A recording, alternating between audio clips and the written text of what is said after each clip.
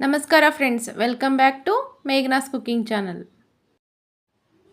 ನಾನಿವತ್ತು ನಿಮಗೆ ತೋರಿಸ್ತಾ ಇರೋ ರೆಸಿಪಿ ಏನಪ್ಪ ಅಂದರೆ, ಸಾಂಪ್ರದಾಯಿಕವಾಗಿ ಹಿಂದಿನ ಕಾಲದಲ್ಲಿ ರಾಗಿ ಬೈಟ್ಸ್ನ ಹೇಗೆ ಮಾಡ್ತಿದ್ರು ಅಂತ ತೋರಿಸ್ತೀನಿ. ಮೊದಲಿಗೆ ಒಂದು ದೊಡ್ಡ ಬೌಲ್ ತೊಗೊಳ್ಳಿ. ಹಾಗೆ ಹಿಟ್ಟು ಸಾಣಿಸೋ ಜರಡಿನ ತಗೊಂಡು ಅದಕ್ಕೆ 2 ಬೌಲ್ ಆಗೋಷ್ಟು ರಾಗಿ ಹಿಟ್ಟನ್ನ ಹಾಕೋಬೇಕು. ಹೀಗೆ ಹಿಟ್ಟನ್ನ ಸಾಣಿಸಿ ಸೈಡಿಗೆ ಎತ್ತಿಟ್ಕೋಬೇಕು.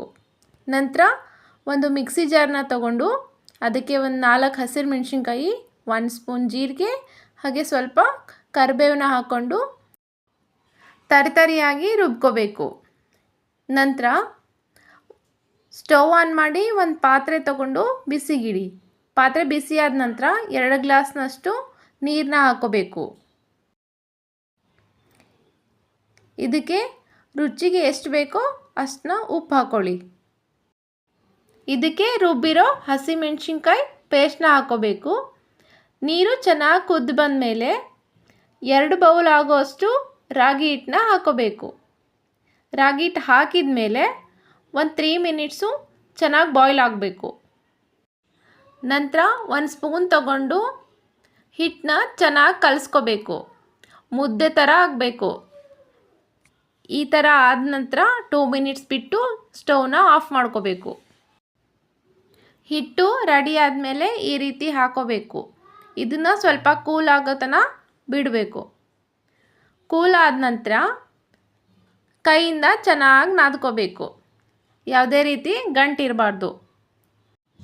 ಯಾರೆಲ್ಲ ರಾಗಿ ತಿನ್ನೋಕೆ ಇಷ್ಟಪಡೋದಿಲ್ವೋ ಅವ್ರಿಗೆ ಈ ಥರ ಮಾಡಿಕೊಟ್ರೆ ತುಂಬಾ ಇಷ್ಟಪಡ್ತಾರೆ. ಮಕ್ಕಳಿಗೆ ರಾಗಿ ಅಂದರೆ ಇಷ್ಟ ಆಗಲ್ಲ.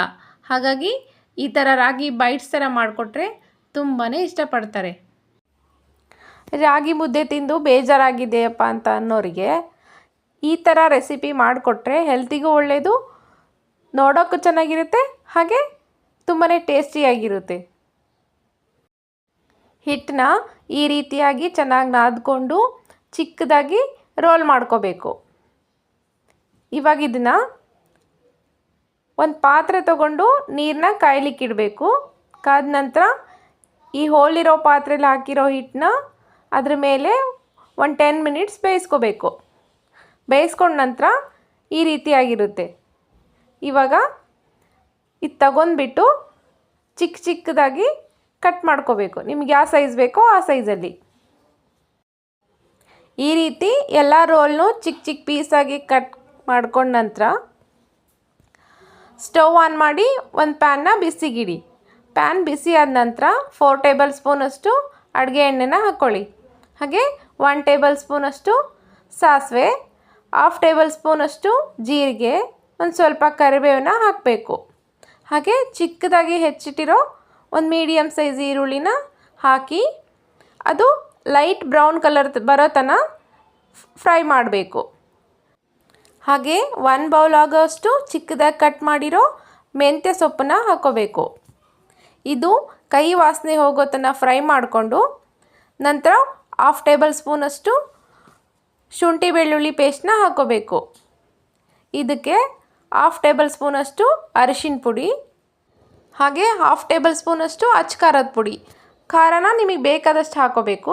ಯಾಕಂದರೆ ಮೊದಲಿಗೆ ಮಿಕ್ಸಿಗೆ ಹಸಿಮೆಣ್ಸಿಕಾಯಿ ಹಾಕೋದ್ರಿಂದ ಜಾಸ್ತಿ ಖಾರ ಹಿಡಿಯಲ್ಲ.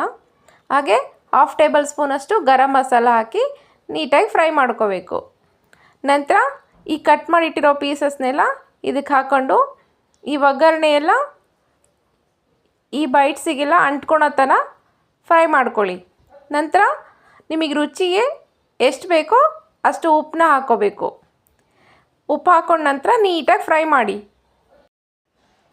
ಈ ಒಗ್ಗರಣೆ ಎಲ್ಲ ನೀಟಾಗಿ ಅಂಟ್ಕೊಂಡು ಒಂದು 10 ಮಿನಿಟ್ಸ್ ಬೇಯಬೇಕು. ಹಾಗಾಗಿ ಲಿಡ್ನ ಕ್ಲೋಸ್ ಮಾಡಿ ಒಂದು 10 ಮಿನಿಟ್ಸ್ ಫ್ರೈ ಆಗೋಕ್ಕೆ ಬಿಡಿ. ಇವಾಗ ಚೆನ್ನಾಗಿ ಬೆಂದಿದೆ. ಇವಾಗ ಸಾಂಪ್ರದಾಯಿಕವಾಗಿ ಹಿಂದಿನ ಕಾಲದಲ್ಲಿ ಮಾಡ್ತಿದ್ದಂತಹ ರಾಗಿ ಬೈಟ್ಸ್ ರೆಡಿಯಾಗಿದೆ.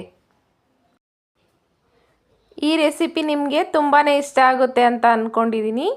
ಇಷ್ಟವಾದರೆ ಒಂದು ಲೈಕ್ ಮಾಡಿ, ಶೇರ್ ಮಾಡಿ, ಹಾಗೆ ಸಬ್ಸ್ಕ್ರೈಬ್ ಮಾಡಿ. ಪಕ್ಕದಲ್ಲಿರೋ ಬೆಲ್ ಐಕಾನ್ನ ಪ್ರೆಸ್ ಮಾಡಿ. ಇನ್ನಷ್ಟು ಈ ಥರದ ರೆಸಿಪಿಗಳಿಗಾಗಿ ಕಮೆಂಟ್ ಮಾಡಿ ತಿಳಿಸಿ. ಧನ್ಯವಾದಗಳು.